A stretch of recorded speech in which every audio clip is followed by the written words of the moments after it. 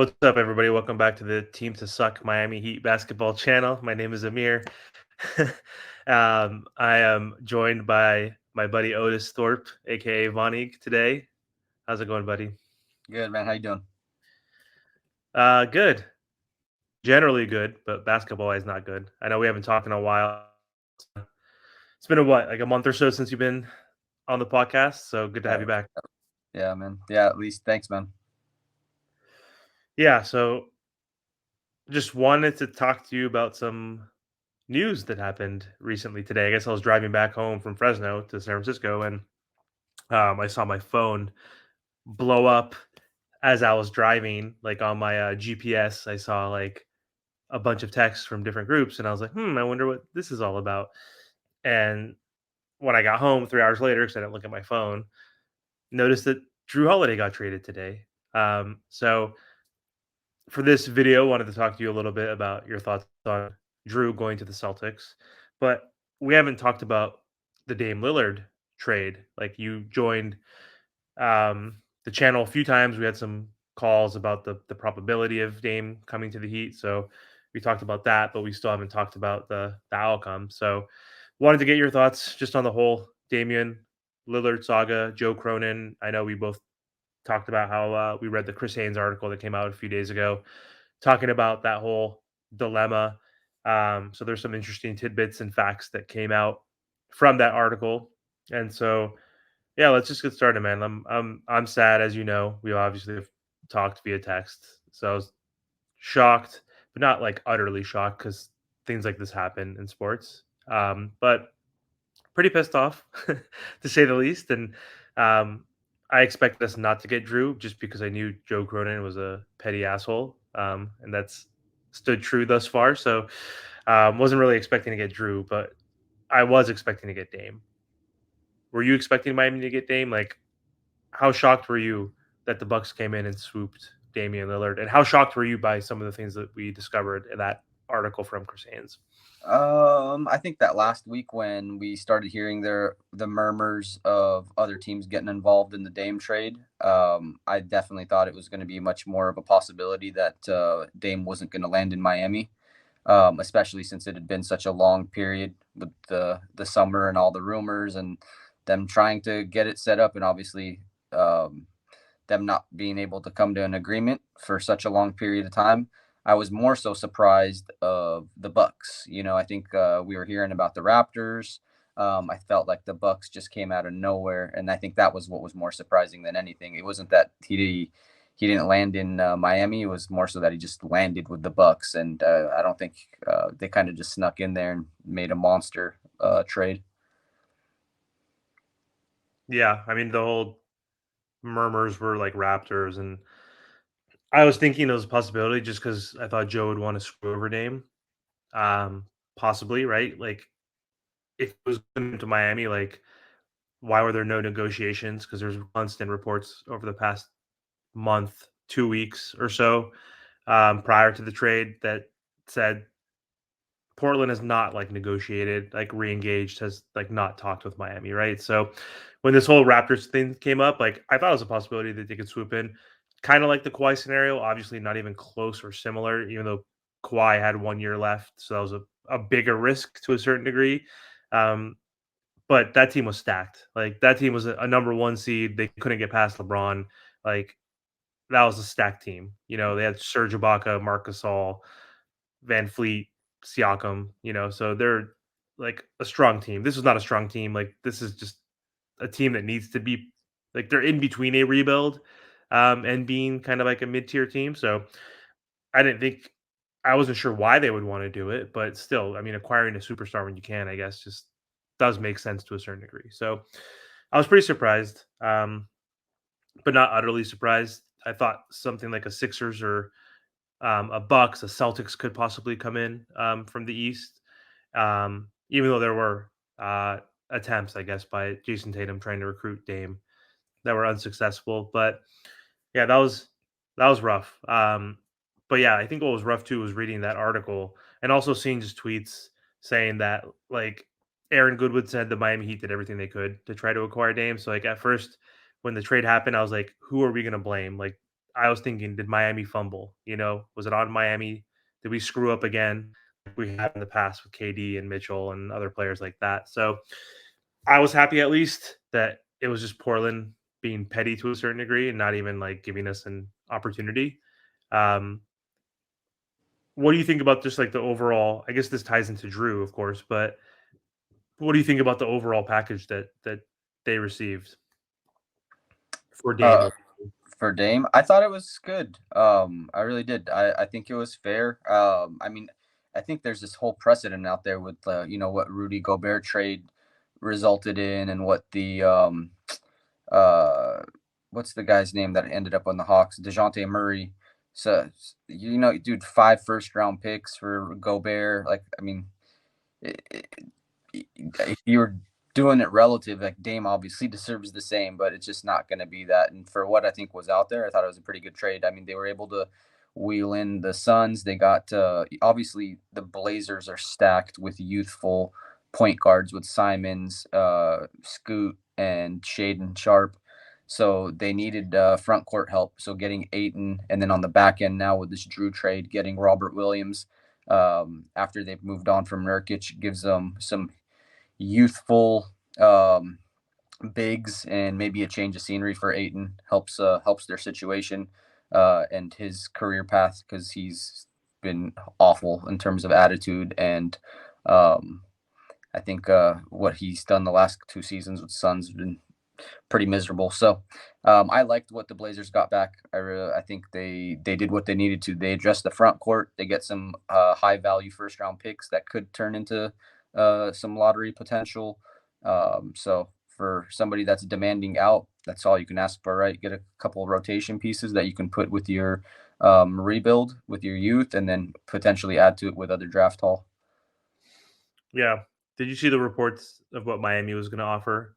Like if they were ever going to have a chance to negotiate? Because Mark Spears talked about an old report, I guess, last week or so, a couple days before the trade, saying that he included 2 picks and Hero and didn't mention what else they included.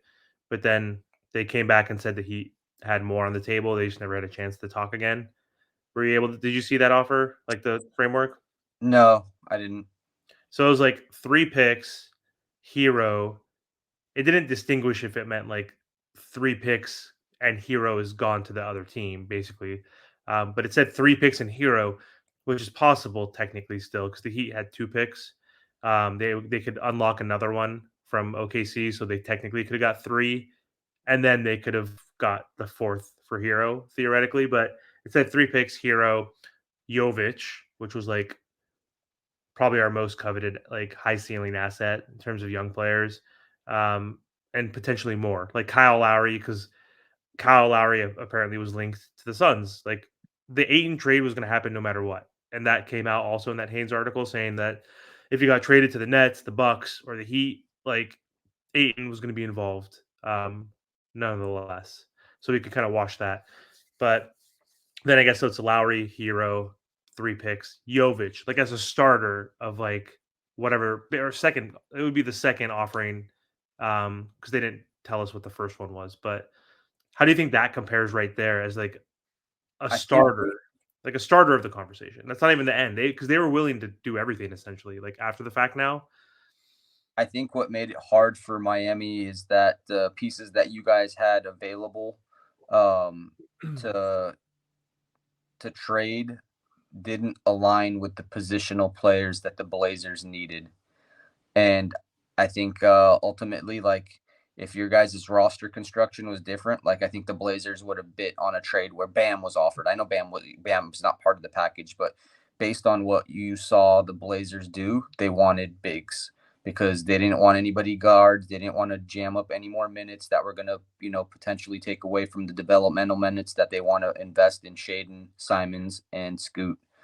So, um, I mean, yeah, you know what? If the Miami Heat figured out a way to get Hero to the other team that was going to be involved in this trio, then that was going to be it. But it just shows that, I guess there's not a lot of a high market out there for Tyler Hero.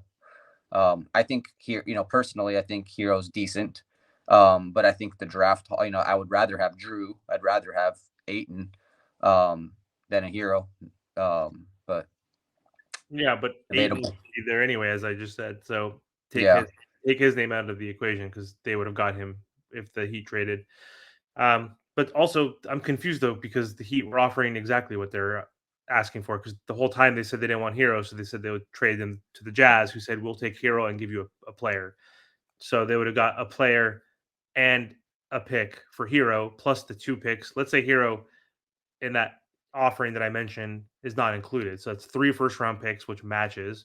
And I assume, if the Heat front office is not crazy, they would have offered Hawkes and Jovic basically. Lowry probably would have went to the Suns, like I mentioned. So Aiton's going to come back. They get their front court piece. Jovic is a 6'11", 20-year-old power forward who could still technically grow, who's a better fit than Robert Williams, who's going to be a backup. First off, I'll pull it up. This guy has played like no games in his career. So he's always injured. 35 games last year, 61 before, 52, 29, 32. Okay. So he's never played more than 61 games in his career.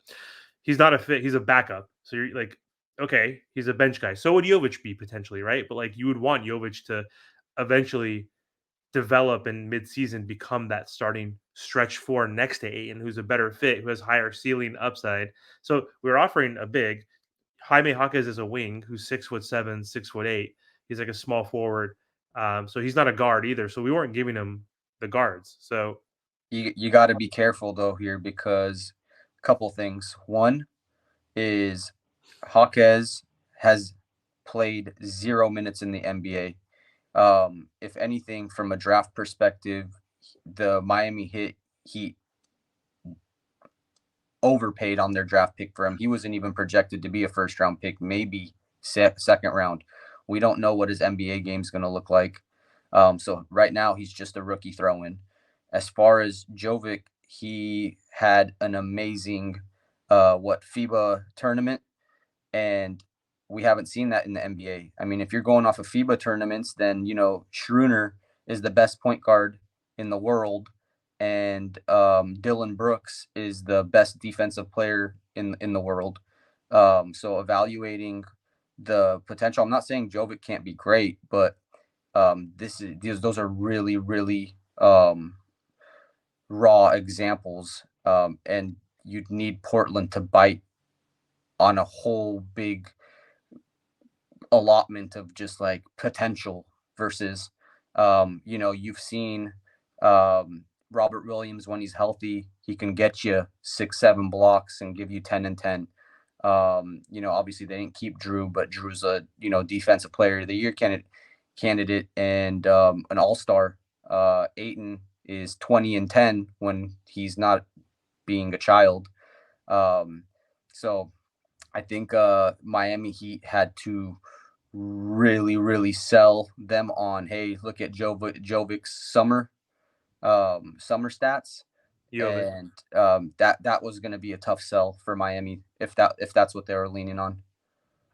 Yeah, but they wanted young players and young assets. They want a tank. They're going to be shitty. You're a Rockets fan. Your team is horrible. They've been horrible. They're going to. It took them 3 years, and there's no guarantee you can even make it to the play-in this year. So Yeah, they want a tank. So I'll stop you there. You you, mentioned you, Aiden, and they're always going to get Aiden. So take him out of the equation. They're always going to get him, even if the Heat were involved. So you mentioned Aiden again. So he's already on the table.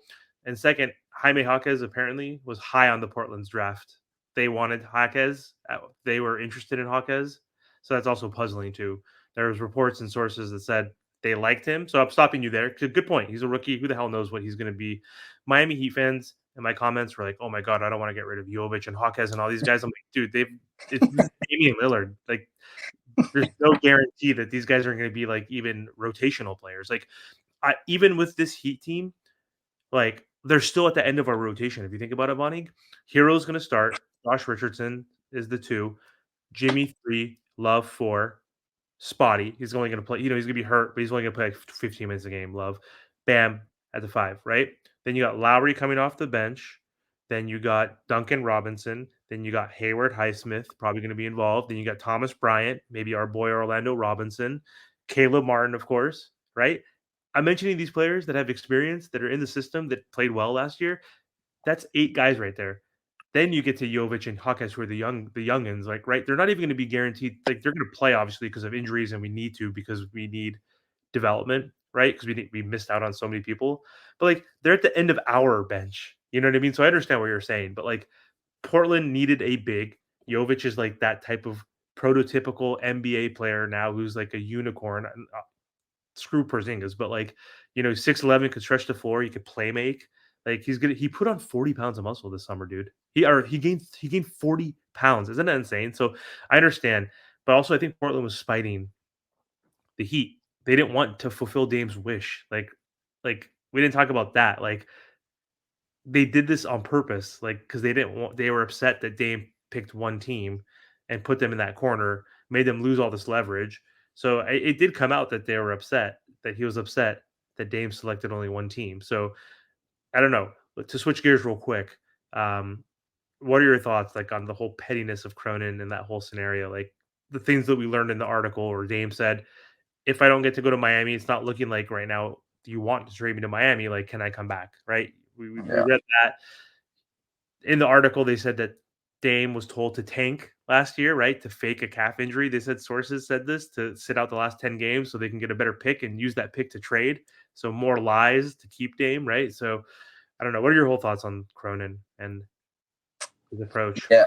I mean, uh, again, this is an coming from trying to be an unbiased opinion here. I think that as a Rockets fan, I could identify with Dame's trade request because I kind of went through that when Harden did his trade request, his original one. And he wanted to go to Philly, and then he ended up landing in Brooklyn, and then he ultimately did get to Philly. And then even Miami was on the list at that time. But I think from a GM, pettiness and all that kind of stuff, we can speculate about it. But I mean, that would be a really big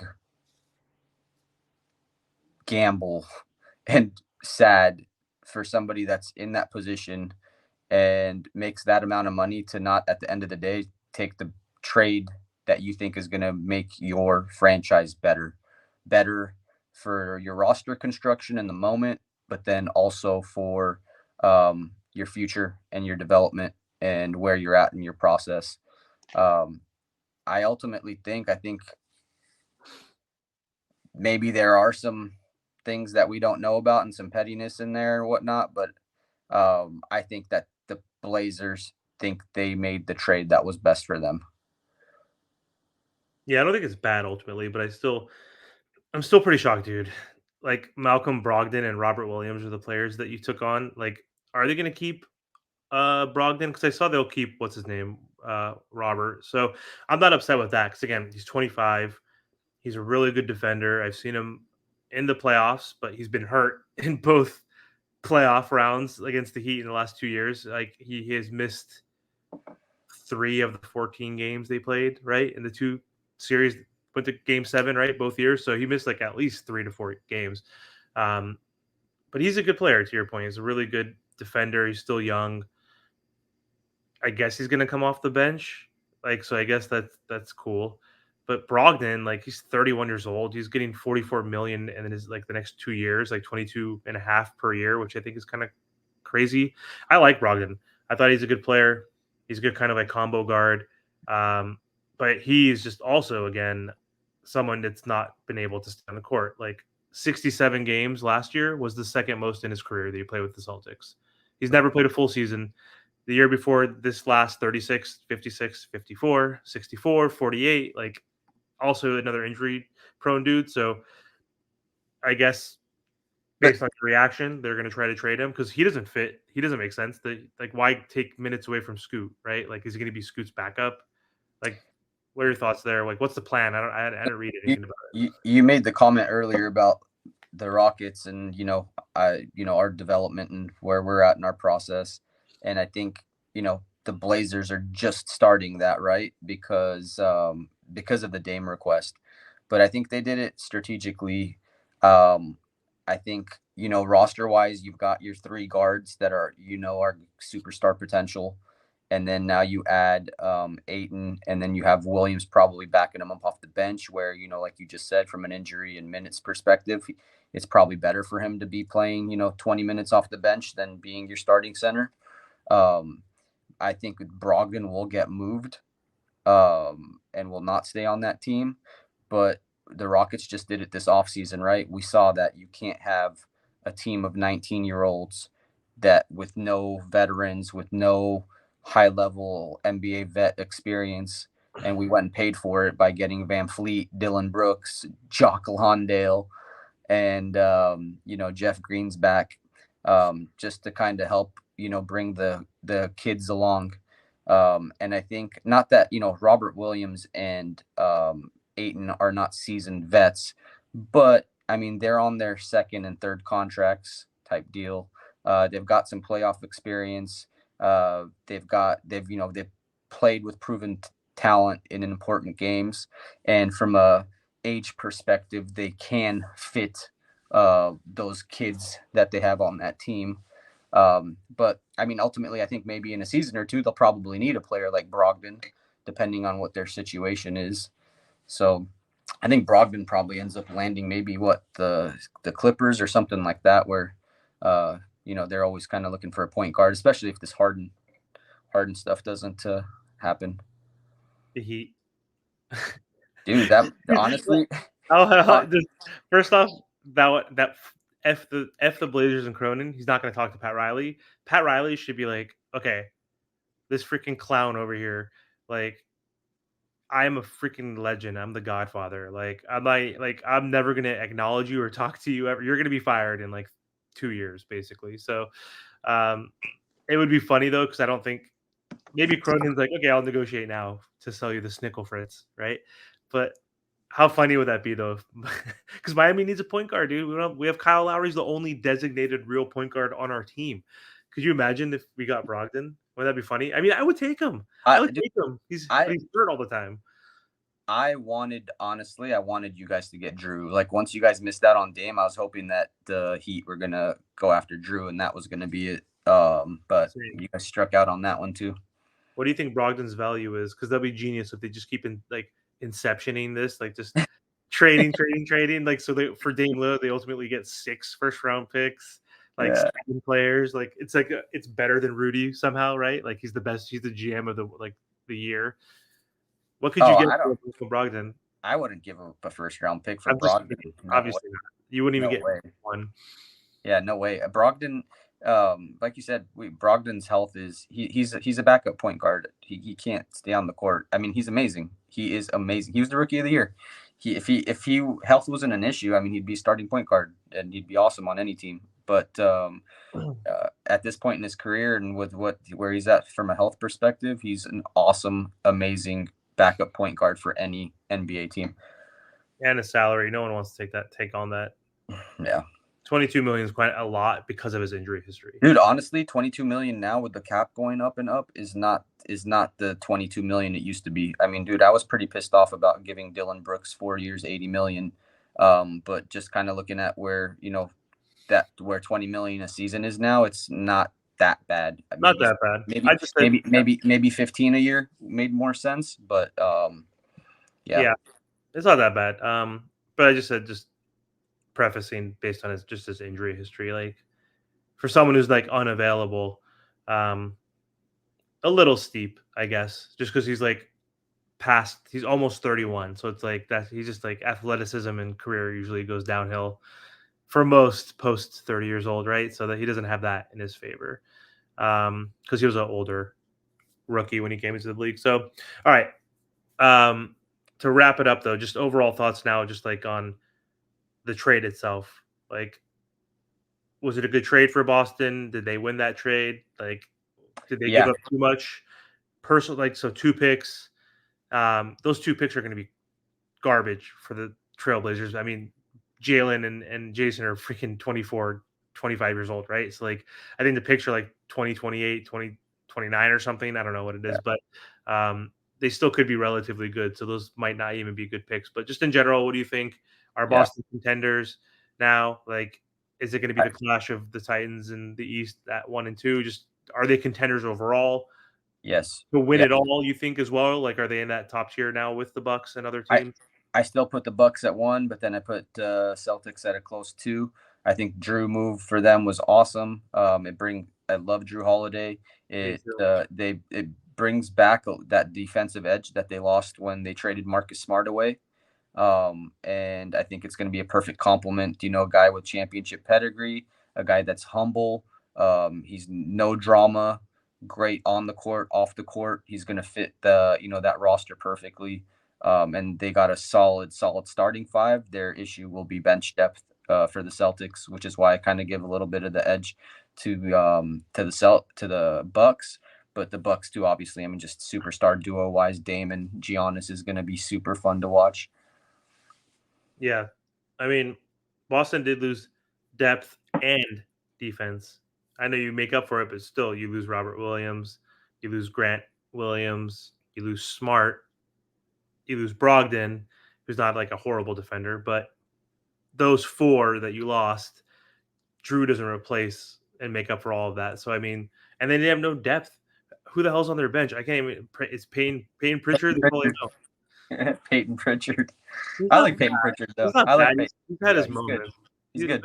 He's good, but he's a scrub, and like ultimately he's a scrub. So who the hell is on their bench?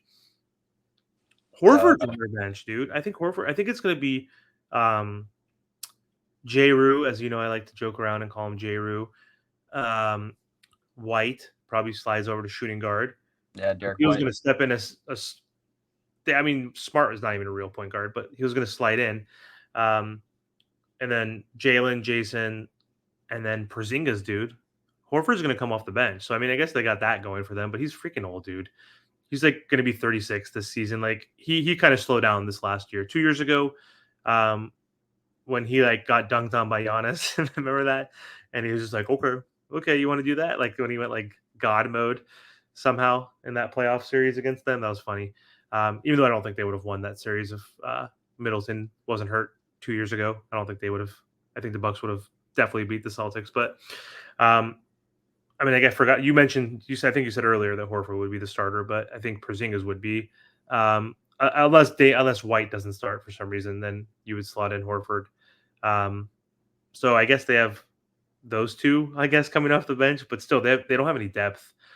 Um, Neither does Milwaukee, honestly. I mean, they have a little bit more, but they're just top heavy. So I mean, I think they're the favorites to win it all. Like I just feel like Damian and Giannis are gonna like mesh extremely well. And then having Middleton, if he's healthy, man, like those are three guys that can get their own buckets, you know. Um, and I mean, having Middleton as your third option, like that's pretty spectacular. I mean, they won when he was like the two option technically, right? Yeah, When Jrue was the third. So I mean, that's like crazy now that he's number three. Like I think Dame's gonna make Giannis's life a lot easier. He's gonna have some gravity. He's going to open up some lanes. That pick and roll between them is going to be insane to see. Like, I can't wait. But I mean, I can't wait. Fuck that. Of course, I'm a true NBA fan. I was sad like for like the day. Like now it's just like whatever. Miami's a crazy franchise that like can somehow like beat both of those teams in the playoffs. Like with Jimmy Butler going into God mode somehow. it, it's You not never. over. It's not over. You guys got time before the trade deadline. That's when you guys got to capitalize. Yeah, I mean, who knows? I mean, we could just it's injuries. If we could stay healthy finally for like one of these years, and like all it takes is a Dame to get hurt, it's over for the Bucks. If Jrue gets hurt, then it's not over necessarily for Boston, but I don't see them as favorites anymore at that point, you know, or potential favorites. So, but yeah, it's tough now, man. I mean, the East got tougher. I think Cronin just said "f you" to Dame by not sending him to the Heat, but didn't really say "f you" because he sent him to the Bucks.